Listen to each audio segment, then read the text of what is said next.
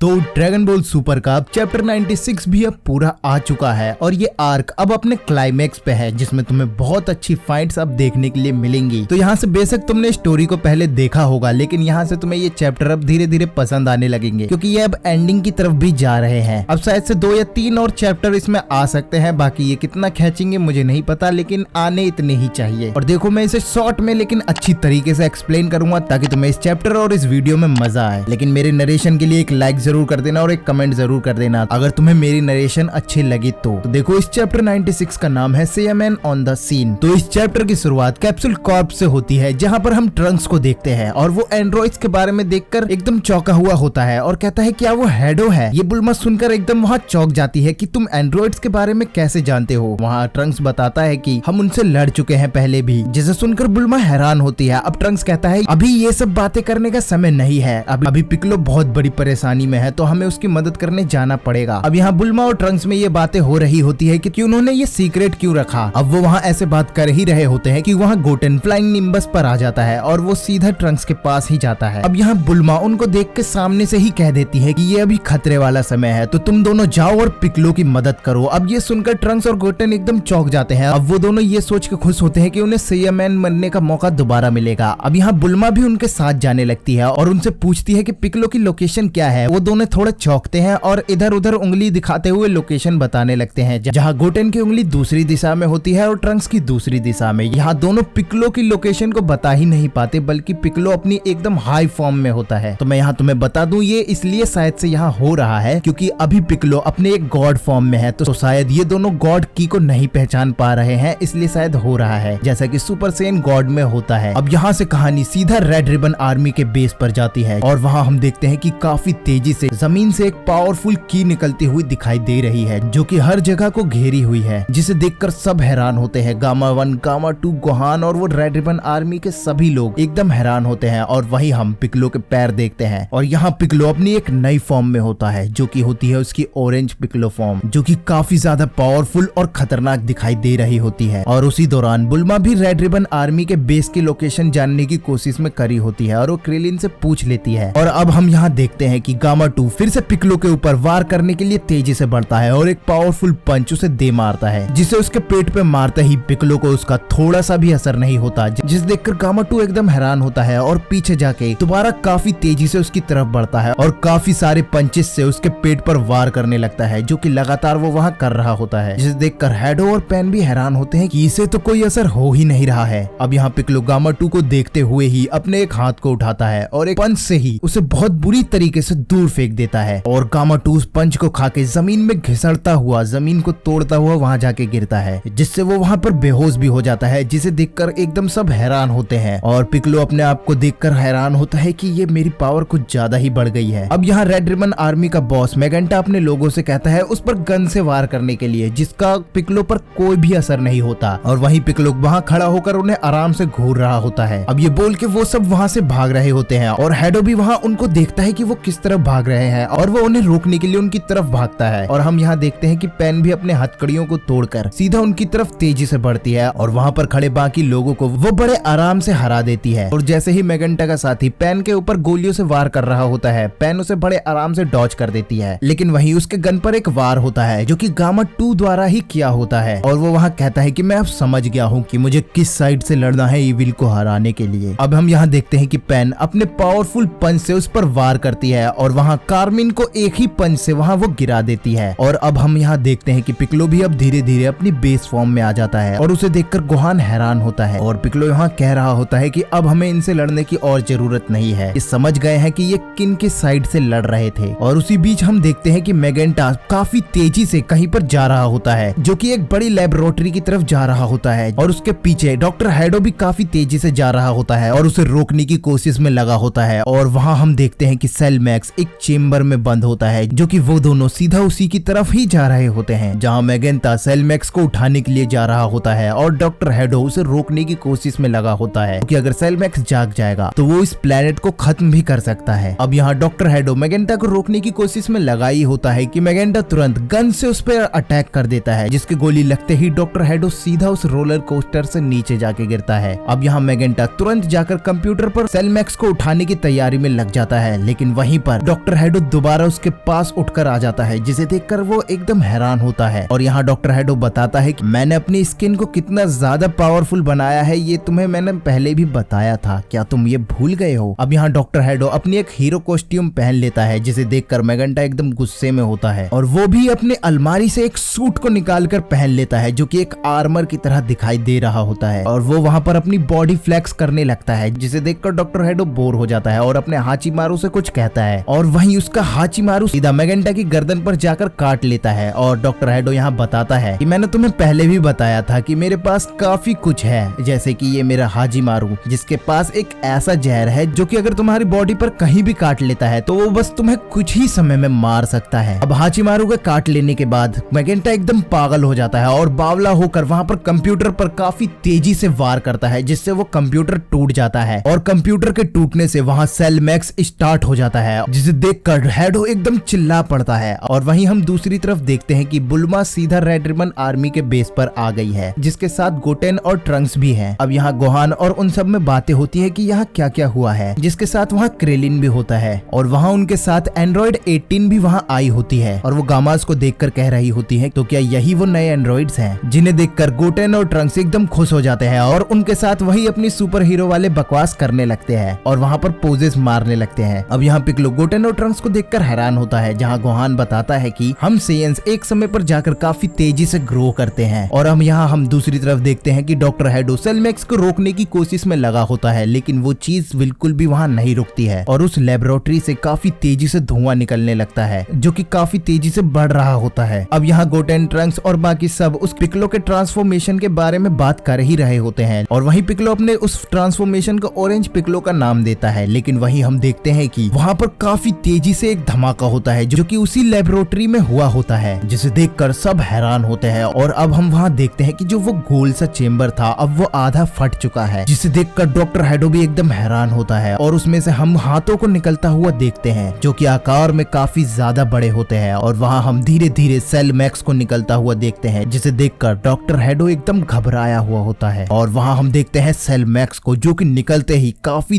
तेजी से चीखता है और अपनी दहाड़ से उस जगह को पूरी तरीके से हिला देता है, जहाँ उसकी चीख वो इतनी ज्यादा तेज होती है कि वहाँ खड़े सभी लोगों को अपने कान बंद करने पड़ते हैं। अब वहाँ डॉक्टर हेडो उस जगह से निकलते हुए उन्हें बताता है कि सेल मैक्स एक्टिवेट हो चुका है, जिसे सुनकर गामा 1 और गामा 2 एकदम हैरान होते हैं। और वहाँ हम देखते हैं कि डॉक्टर हेडो के पीछे पीछे सेल मैक्स भी काफी तेजी से आ रहा होता है, जिसे देखकर अब सब हैरान होते हैं और देखकर उसे कहते हैं ये तो एक जायंट वर्जन का सेल है। अब यहाँ सेल मैक्स चिल्लाते हुए वहाँ से निकल रहा होता है, जिससे वहाँ काफी बड़े बड़े धमाके हो रहे होते हैं, जिसके चिल्लाने से ही काफी तेजी से डॉक्टर हेडो उससे दूर फेंक जाता है और वहाँ धमाके से काफी धूल भर जाता है। अब यहाँ डॉक्टर हेडो को बचाने के लिए गामा 1 और गामा 2 काफी तेजी से सेल मैक्स की तरफ बढ़ते हैं और डॉक्टर हेडो को ढूंढने लगते हैं। और वो अब सेल मैक्स के सामने खड़े होते हैं और उससे लड़ने के लिए तैयार होते हैं और उस पर लगातार अटैक्स करने लगते हैं, जहाँ वो अपने गन से अटैक कर रहे होते हैं और उसे मारने की कोशिश में लगे होते हैं। साथ ही सेल मैक्स भी उन्हें पकड़ने की कोशिश में लगा होता है। अब यहाँ गामा 1 एक पावरफुल किक सेल मैक्स के चेहरे पर दे मारता है, लेकिन सेल को उससे कोई फर्क नहीं पड़ता। वो एक हाथ से गामा 1 को दूर फेंक देता है और पूंछ से गामा 2 को काफी दूर पटक देता है। अब यहाँ सब ये देखकर हैरान होते हैं और वहीं अब सब लड़ाई के लिए दोबारा तैयार होते हैं और पिकलो वहाँ गोहान को सेंजो बीन देता है, जिसे पकड़ते हुए गोहान उसे एक गड्ढे में गिरा देता है, जिसे देखकर पिकलो काफी ज्यादा गुस्सा होता है। गोहान यहाँ माफी मांगते हुए कहता है कि सॉरी, मेरे पास ग्लासेस नहीं है इसलिए मैं उसे नहीं देख पाया। अब यहाँ पिकलो और गोहान आपस में बात कर ही रहे होते हैं कि गोटेन और ट्रंक्स सेल मैक्स की तरफ बढ़ जाते हैं और कहते हैं कि हम उससे अब लड़ने जा रहे हैं। और ऐसा कह के वो दोनों वहाँ चले जाते हैं और अपने वॉचेस से ट्रांसफॉर्म कर लेते हैं और वो दोनों वहीं अपने सेयामैन वाले फॉर्म में आ जाते हैं और सेयामैन 1 और सेयामैन 2 के कॉस्ट्यूम को पहन लेते हैं, जिसे देखकर गोहान चौंका हुआ होता है कि क्या हीरोज का कॉस्ट्यूम। और उन दोनों को देखकर सभी चौंके हुए होते हैं और पैन काफी खुश होकर तालियां बजा रही होती है। अब यहाँ सीधा गोटेन और ट्रंक्स सेल मैक्स की तरफ बढ़ जाते हैं और यहीं पर ये चैप्टर खत्म होता है। तो देखो ये चैप्टर मुझे पता है थोड़ा थोड़ा बहुत तो तुम्हें अब पसंद आ रहा होगा, क्योंकि ये एक फाइट में ही सीधा आ चुका है और अपने एक फाइनल फाइट में भी आ चुका है। तो तुम्हें ये चैप्टर कैसा लग रहा है तुम ये कमेंट करके जरूर बताना। बाकी ये चैप्टर तुम्हें जैसा भी लगा हो, लेकिन मेरी नरेशन के लिए एक लाइक जरूर कर देना और साथ ही एक कमेंट भी कर देना। और अगर चैनल पर नए हो तो चैनल को सब्सक्राइब कर लेना। बाकी इसकी एंडिंग जल्द ही होने वाली है, तो बस चैनल को सब्सक्राइब करो और नए आर्क के लिए तैयार रहो। तो